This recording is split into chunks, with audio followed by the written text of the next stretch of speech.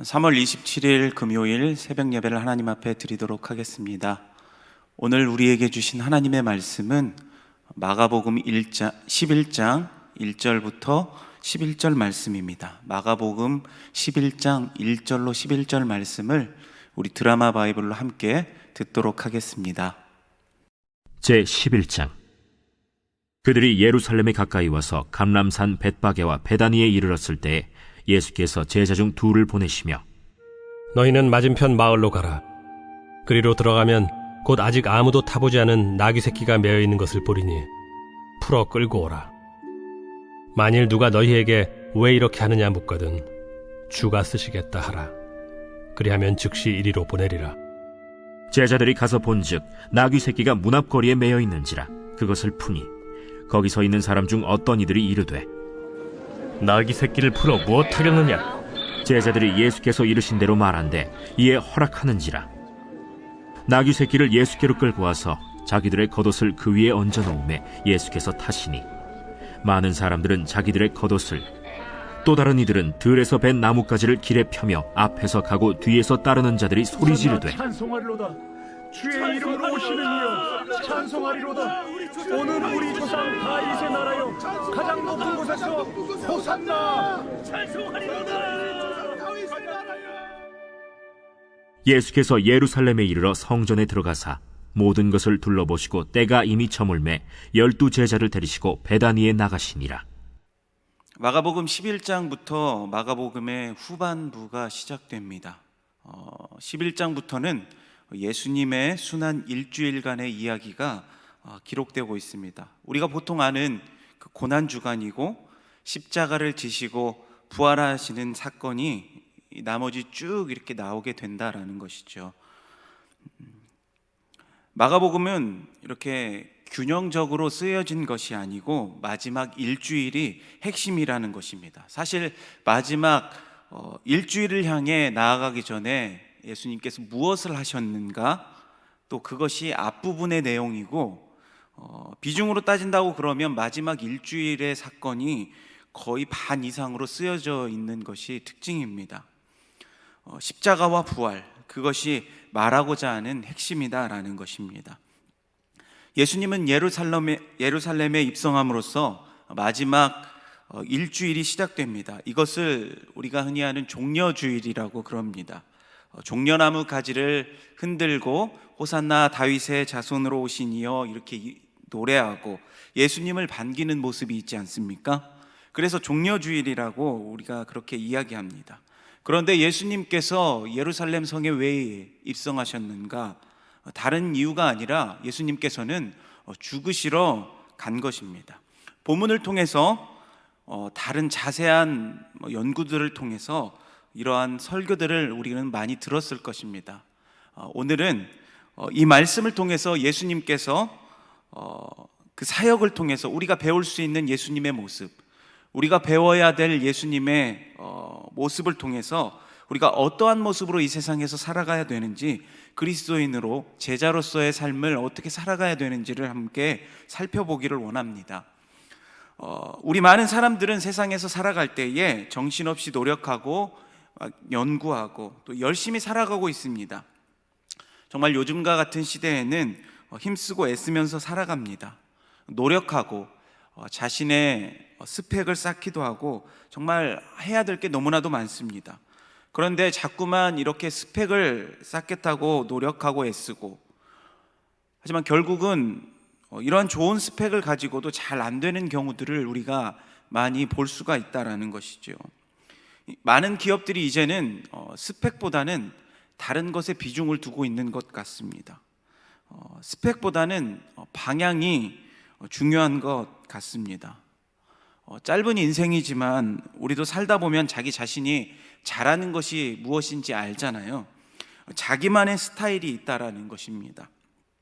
그것을 따라가면 되는데 우리는 자꾸만 남들과 비교해서 남들보다 더 많은 스펙을 쌓으려고, 더 많은 것을 가지려고 이렇게 하다 보니까 우리 자신도 힘들어질 수밖에 없다라는 것이죠. 우리의 신앙도 마찬가지입니다. 우리가 예수님의 제자이지 않습니까? 예수님의 우리가 스펙을 배운다고 하고 그대로 따라한다고 하면 우리가 예수님과 같이 되는 것은 아니지 않습니까? 우리가 배워야 할 것은 무엇이냐? 그런 스펙이 아니라 예수님의 초점이 무엇이었는지 우리가 분명히 알아야 하는 것입니다. 예수님의 모습을 우리가 배우기를 원합니다. 그렇다면 예수님은 어떠한 모습으로 살아가셨나요? 첫 번째는 예수님은 담대함으로 공개적으로 이렇게 일하셨습니다. 예수님은 원수들의 권세를 겁내지 않으셨다라는 것입니다. 원수들이 예루살렘으로 오면 죽이겠다고 합니다. 그것을 알았음에도 불구하고 예루살렘으로 가자, 제자들을 이끌고 이렇게 갑니다. 그래, 우리가 죽으러 가자, 이런 분위기였습니다. 그런데 이런 분위기였는데도 예수님은 은밀하게 조용히 가지 않으시고 공개적으로 이렇게 사람들 앞에 모습을 드러내며 나귀를 타고 입성하시는 모습을 우리가 본문을 통해서 볼 수가 있습니다. 8절에서, 오늘 본문 8절에서 10절을 말씀을 보니까 겉옷을 깔고 종려나무 가지를 흔들고 호산나 다윗의 자손이여, 이렇게 사람들이 환호합니다. 그래서 그거 하지 마라 라고 이렇게, 그러니까 이와 같은 우리 병행 구절 누가복음 19장에 보면 저들이 잠잠하면 돌들이 소리 지를 것이다 라고 말하는 것을 우리가 볼 수가 있습니다. 이렇게 예수님은 공개적으로 예루살렘에 입성하셨습니다. 우리도 마찬가지입니다. 우리가 이것을 잘 못하는 경우들이 많이 있는데요, 정작 우리가 드러내야 될 것들은 숨기고 또한 우리가 숨겨야 될 것들을 드러내는 경우가 많다라는 것이죠. 그것의 한 예가 무엇이냐면 바로 외식이라는 것입니다. 예수님께서는 마지막 일주일이 되기 전까지는 숨기셨습니다. 그러다가 제자들이 핍박이 심하니까 예루살렘으로 가지 말자고 그럽니다. 가시면 안 된다고 자꾸만 그럽니다. 자꾸 숨기려고 했습니다. 그런데 그때 예수님께서는 반대로 가십니다. 다들 숨기자고 도망치자고 그럴 때 드러내신다라는 것이죠. 그렇다면 이러한 담대함은 어디서 오는 걸까요? 예수님께서는 그 목표를 분명히 아셨기 때문입니다. 목표를 바라보게 되면 담대함이 온다라는 것입니다. 제자들은 자기 눈앞의 것밖에 볼 수가 없는 상황입니다. 임기응변으로 눈앞의 것밖에 보지 못하니까 거기에서 답을 찾는 데는 한계가 있었다라는 것이죠.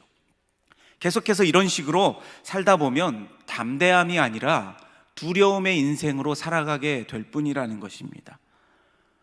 그래서 예수님께서 이렇게 말씀하셨습니다. 요한복음 16장 33절에 세상에서는 너희가 환난을 당하나 담대하라, 내가 세상을 이기었노라 라고 말씀하십니다. 환난을 당하는데 어떻게 담대해 줄 수가 있을까요? 그 이유가 무엇입니까? 이기는 마지막 모습을 보았기 때문입니다. 십자가 이후에 부활을 보았기 때문이라는 것입니다. 그러니까 환난을 당해도 담대한 것입니다. 우리 많은 임산부들이 있습니다. 입덧을 막 힘들고 힘들지만 10달 동안 잘 견딥니다. 그렇게 견딜 수 있는 이유가 무엇일까요? 바로 10달 뒤 이후에 아기의 탄생하는 그러한 기쁨을 알기 때문에 그렇게 견딜 수가 있다라는 것입니다. 그것이 아니라면 누가 이렇게 10개월 동안이나 고생하겠습니까? 이 고난 뒤에 이렇게 축복을 바라볼 수 있는 것, 고난 뒤에 축복을 바라볼 수 있어야 한다라는 것입니다.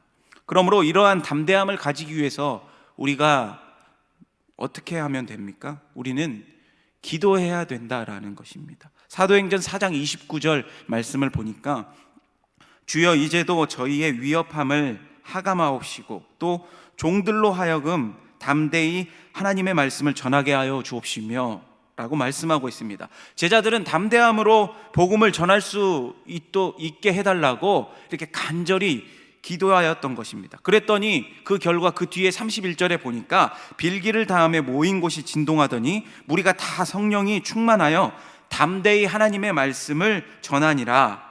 성령의 임재를 받을 수 있었다라는 것입니다. 바라본 것이 실제로 이루어진 것을 그들의 눈앞에서 보게 된 것입니다. 여러분, 이렇게 하는 사람들이 어떻게 담대해지지 않을 수가 있겠습니까? 미리 바라보는 사람들은 지금의 어려움의 문제가 아니라라는 것입니다. 비록 연약하고 우리가 두려움이 있더라도 기도하고 성령께서 우리에게 임하시면 우리가 비로소 담대해질 수 있다라는 것입니다.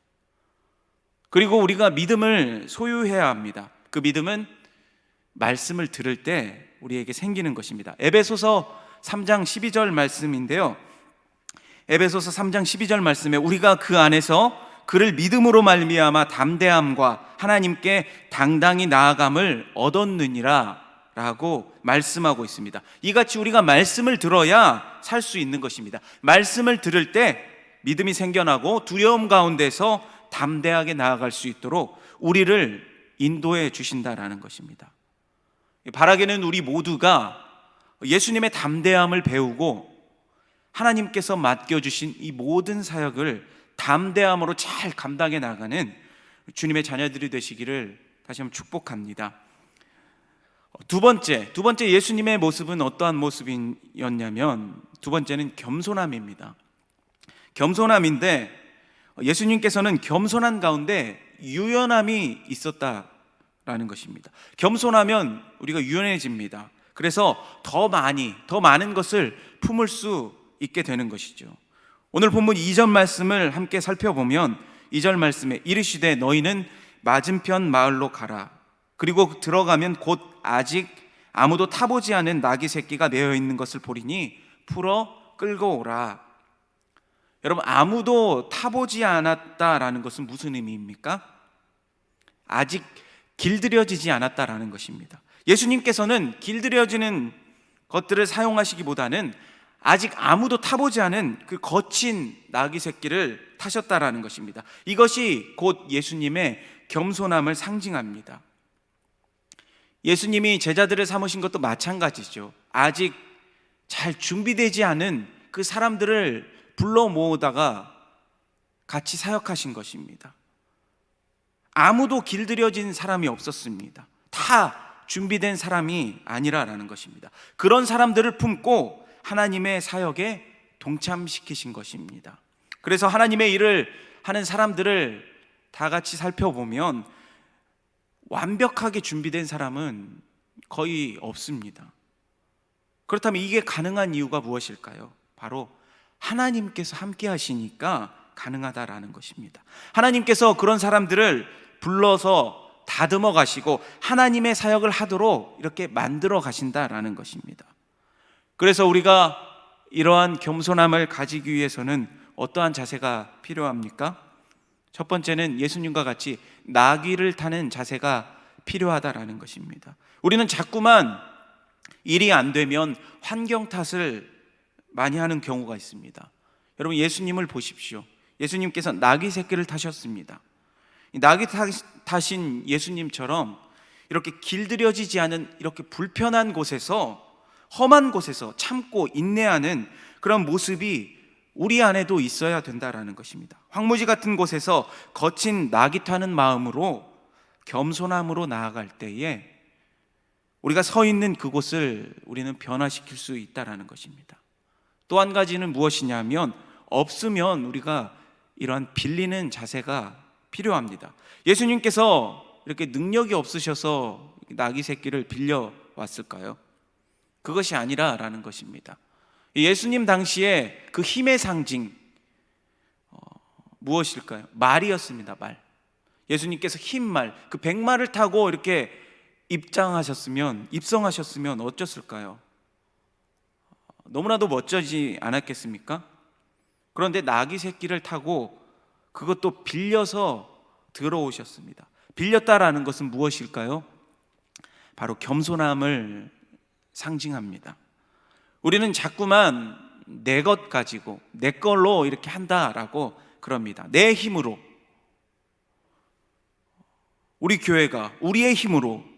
여러분, 그게 아니라라는 것입니다. 빌렸으면 되는 것입니다. 예수님께서도 나귀를 빌리셨고 다락방을 빌리셨고 심지어는 그 무덤까지도 빌리신 것을 우리가 앞으로 살펴보면 쭉 볼 수가 있다라는 것입니다. 여러분, 빌린다라는 것은 다른 사람에게 은혜를 입는다라는 것과 같습니다. 우리가 잘 아는 사도 바울을 보십시오. 그렇게 능력 있는 사람도 내가 하나님의 말씀을, 복음을 전해야 됩니다, 저를 위해서 기도해 주십시오 라고 이렇게 기도 요청하는 모습들을 우리가 볼 수 있습니다. 우리도 마찬가지입니다. 하나님 앞에서 이러한 겸손의 모습이 있어야 된다라는 것입니다. 언제나 이렇게 은혜를 구하는 것입니다. 이런 겸손함으로 하나님의 축복을 누리시는 우리 모두가 되길 소망합니다. 마지막으로 예수님께서는 기다리는 신중함으로 일하셨습니다. 예수님께서는 결코 서두르지 않으셨습니다. 11절 말씀을 보니까 예수께서 예루살렘에 이르러 성전에 들어가사 모든 것을 둘러보시고 때가 이미 저물매 12 제자를 데리시고 베다니에 나가시다. 온 백성들의 관심을 받고 예루살렘에 입성하셨지만 그날 그냥 일정을 싱겁게 끝내버리셨습니다. 이것은 하나님의 때를 기다리셨다라는 것입니다. 예수님은 결코 서두르지 않으셨습니다. 이러한 신중함을 우리에게 보여주십니다. 그 자리에서 한 번에, 단번에 끝내려고 하지 않으시고 꾸준하게 하셨다라는 것입니다. 다음날 성전을 정리하시고 또 차근차근 하나님께서 맡겨주신 그 사역들을 감당해 나가는 것을 볼 수가 있습니다. 결코 서두르지 않으셨다라는 것입니다. 우리도 때로는 이렇게 말합니다. 저는 결코 서두르지 않습니다 라고 이렇게 말하는 경우가 있습니다. 어쩌면 이렇게 착각하는 경우가 있을지도 모르겠어요. 서두르지 않습니다 라고 말하지만 어떻게 보면 안 하는 것일 수가 있습니다. 미룬다 라고 말할 수가 있는 것입니다. 반대로 이렇게 급한 사람이 있습니다. 나는 이거는 죽어도 꼭 해야 돼, 지금 안 하면 안 된다라는 그런 사람도 있습니다. 예, 맞습니다. 분명히 해야 되겠죠. 하지만 그 안에서 인내를 길러내야 된다라는 것입니다.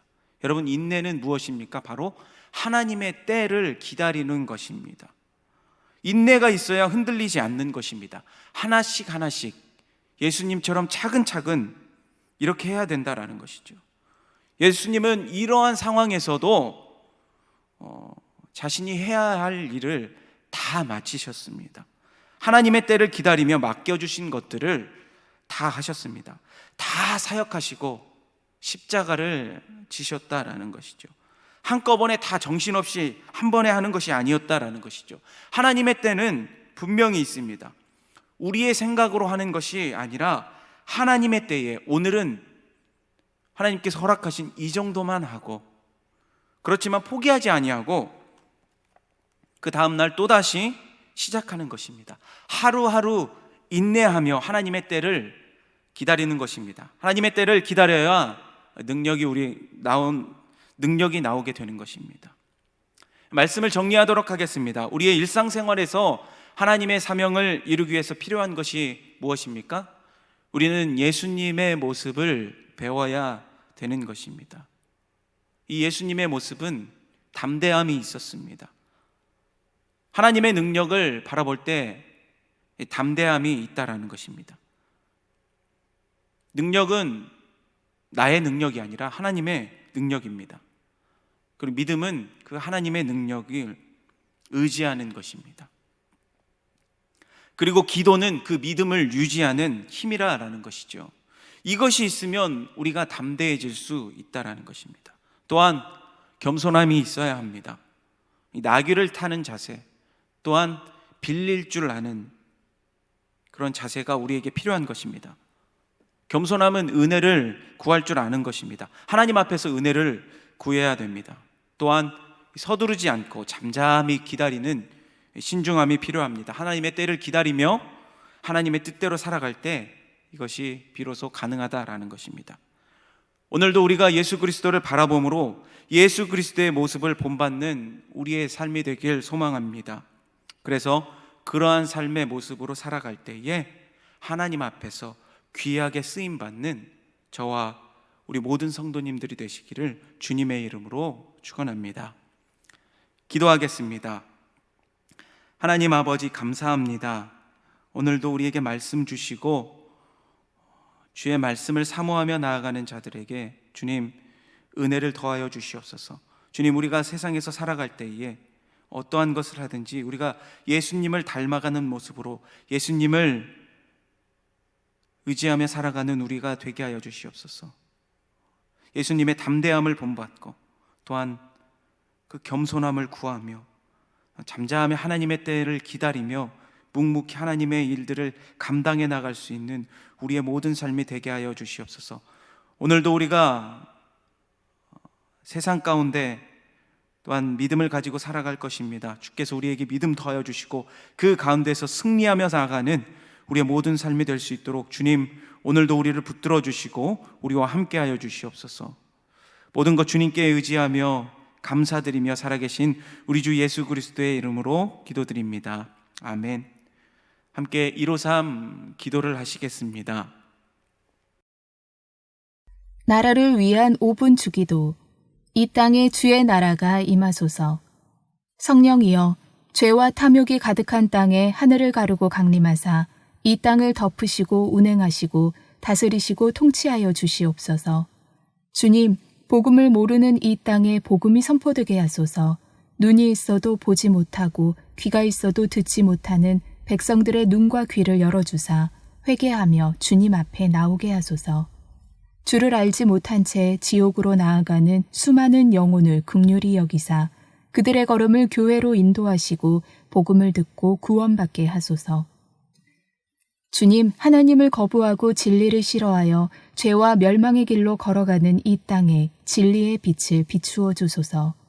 양심에 새겨진 율법을 거스르고 전통 가치를 부정하며 자기 자신을 주인으로 삼고 정욕대로 살고자 하는 저들의 모든 죄를 용서하사 이 땅을 고쳐주소서. 그들에게 주의 도를 가르치사 불순종에서 돌이켜 진리로 돌아오게 하소서. 주님, 이 땅을 치유하여 주옵소서. 노하기를 더디하시고 용서하기를 즐겨하시는 하나님, 당신의 백성들이 올리는 기도를 들으시고 이 땅을 향한 진노를 거두시고 치료의 손길을 더하여 주시옵소서. 코로나19의 확산을 멈추어 주시고 모든 바이러스를 성령의 불로 태워 주시옵소서. 대구와 경북 청도 지역의 확산이 진정되게 하시고 전국으로 번져가지 않도록 막아주시옵소서. 속히 백신이 만들어지게 해주시고 의료인들에게 지혜와 치유의 은사를 더하소서. 주여, 이 땅을 도우소서. 주님, 이 땅의 백성들에게 일용할 양식을 주옵소서. 하늘의 새도 먹이시는 주님, 당신이 창조하신 이 땅 백성들의 궁핍과 필요를 돌아보사 가난한 자들을 먹이시고 살펴주옵소서. 코로나19로 고통받는 자영업자들, 일용직 노동자들과 경제적 침체와 실직과 파산으로 고통받는 이들이 낙심하지 말도록 돕는 손길과 위로를 보내주시고 속히 코로나19가 진정되어 경제가 회복되게 하옵소서. 청년들의 실직과 중소기업의 파산을 막아주시고 꿈과 희망을 품은 나라가 되게 하소서. 주님, 서로를 향한 비난과 정죄와 적대감으로 분열된 이 땅 위에 사랑과 용서로 하나 되는 은혜를 베풀어 주시옵소서. 좌우 이념으로 갈라지고 세대 간으로 갈라진 커다란 간격을 메워주사 분열된 대한민국이 화합하여 하나 되게 하소서. 국민을 갈라놓는 정치인들의 책동이 멈추고 거짓 뉴스로 백성들을 미혹하는 자들과 언론, SNS의 오용이 사라지게 하소서. 오직 진실과 공의가 서게 하시며 서로 용서하고 화합하는 민족이 되게 하소서. 특별히 남과 북이 하나 되어 통일되는 그날이 오게 하소서. 주님, 이 땅을 사단의 시험과 악으로부터 지켜주옵소서. 물질주의, 외모지상주의, 세속주의, 학벌주의를 주의 거룩한 바람으로 몰아내시고 낙태와 동성애, 간음과 온갖 쾌락주의를 불살라 주옵소서. 미디어와 인터넷에 노출되어 영혼이 상해가는 다음 세대들을 긍휼히 여기사 올바른 학교 교육을 허락하시고 청소년들을 보호하는 건전한 문화가 이 땅에 정착되게 하소서. 약한 자에 대한 억압과 여성에 대한 차별과 성추행과 성폭력이 근절되게 하소서. 개인을 위한 5분 주기도. 나에게 주의 나라가 임하소서. 주님, 제게 성령으로 기름 부어 충만케 하시고 능력을 덧입혀 주옵소서. 주님, 성령의 능력으로 십자가의 복음이 제 안에 선포되길 원합니다. 오늘도 복음의 능력으로 용서받은 의인이요 치유받은 건강한 사람이요 저주에서 해방되어 복받은 사람임을 확신하고 감사합니다. 구원의 기쁨과 확신을 가지고 담대하게 십자가와 부활의 복음을 전파하는 증인된 삶을 살게 하소서. 주님, 진리의 영으로 감동하사 제게 말씀을 가르치소서. 말씀을 사랑하며 읽고 묵상할 때마다 깨닫게 하시고 그리스도를 알아가게 하소서. 주의 말씀을 사모하여 죄와 불순종에서 돌이켜 주님께 순종하는 자녀가 되게 하소서. 주님, 치유의 영으로 임재하시어 나의 모든 연약함, 질병, 상처를 고쳐주소서. 그리스도를 부활시키신 성령의 능력으로 내 속의 모든 사망의 그림자를 생명으로 바꾸시고 코로나19로부터 건강하게 지켜주소서. 염려와 두려움으로 영혼을 어둡게 하고 마음을 억누르는 귀신이 떠나가게 하시고 오늘도 하늘의 평강과 기쁨과 능력을 누리게 하소서. 주여 나를 도우소서. 주님, 일용할 양식을 주옵소서. 당신은 나와 가족의 필요를 평생 매일 공급하시는 아버지이심을 믿습니다.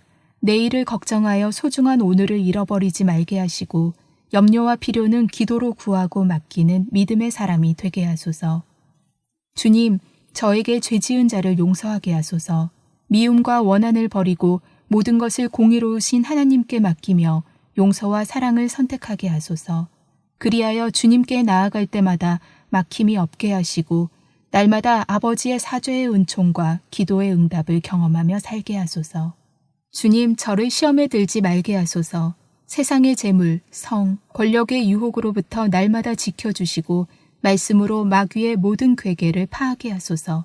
주님, 저의 영혼과 몸을 흠없이 주님 오시는 날까지 거룩하게 하사 이 땅에서 교회와 아버지를 영화롭게 하는 삶을 살게 하소서. 자녀를 위한 5분 주기도. 우리 아이에게 주의 나라가 임하소서. 주님, 우리 아이에게 성령의 기름을 부으소서. 오늘도 성령으로 감동해 주시고 충만케 하사 주님과 동행하게 하소서. 주님, 우리 아이에게 주의 복음을 전파하여 주옵소서. 아이가 십자가와 부활의 복음을 듣고 깨달아 구원을 받게 하시며 주님을 인격적으로 알게 하소서. 날마다 복음이 그 마음 안에 살아있어 자신이 용서받은 의인이며 치유받은 건강한 사람이요 선택받고 축복받은 하나님의 자녀임을 확신하게 하시고 구원의 확신과 즐거움으로 복음을 부끄러워하지 않는 증인이 되게 하소서. 주님, 우리 아이에게 주의 말씀을 가르쳐 주옵소서. 날마다 말씀을 사모하여 읽고 묵상하게 하시고 진리를 깨달아 그리스도를 알아가게 하소서. 자기 고집과 죄를 버리고 주의 말씀에 순종하는 자녀가 되게 하소서. 주님, 치유의 영으로 임재하시어 아이의 모든 연약함, 질병, 상처를 고쳐주소서. 공부로 인한 스트레스, 사춘기의 갈등, 우울증, 공황장애, 분노 등을 다스리고 치유하소서.